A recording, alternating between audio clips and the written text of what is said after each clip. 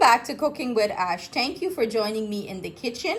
Today we will be preparing these delicious coconut bakes. I will be showing you step by step on how to achieve this beautiful, rich and delicious coconut bakes. So let's get to this recipe. To prepare our coconut bake, I have here some freshly grated coconuts, nice, moist. I save all the liquid out of it to still have the liquid.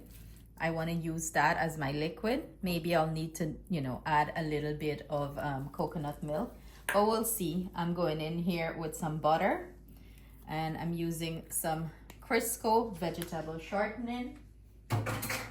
I'm gonna go in with my baking powder. I'm using some yeast. I have some nutmeg, some cinnamon powder.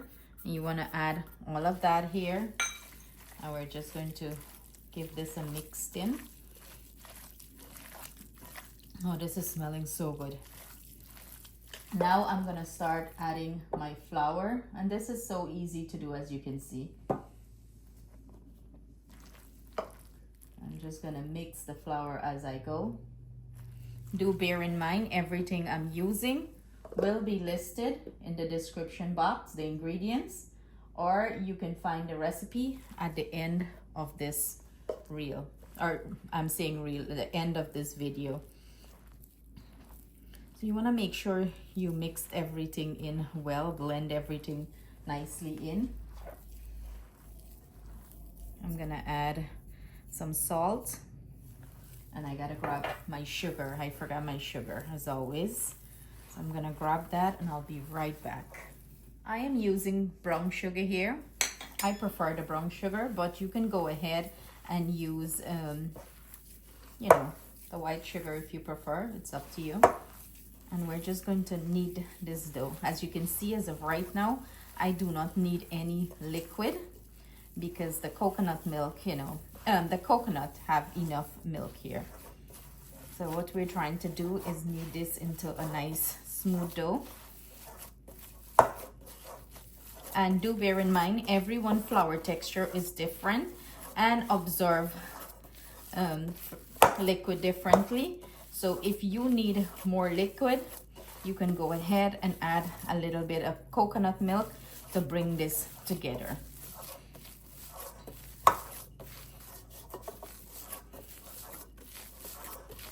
So we're gonna proceed to give this a good knead.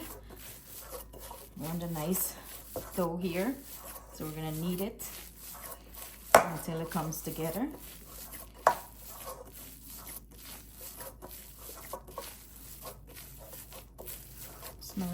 This is what our dough is looking like after I knead it for about 5 minutes. As you can see, the coconut flakes, I love that because it does give this dough texture, and stuff like that. And I love to bite into it and get the bits and pieces of coconut. So I'm gonna go ahead and cover this and let this rest for about an hour, and then we're gonna proceed to the next step. After resting for 1 hour, this is what our dough is looking like. I'm gonna go ahead and portion this off. Equal portions, so maybe I'll do like three dough balls, and we're gonna proceed to form them into the classic coconut bake shape. And this dough is so rich, as you can see. You don't even need flour, it's not even sticking. Rich from all the coconut milk, the butter. So I'm gonna go ahead and flatten this or roll it out. About that, about a 1/4 inch thickness.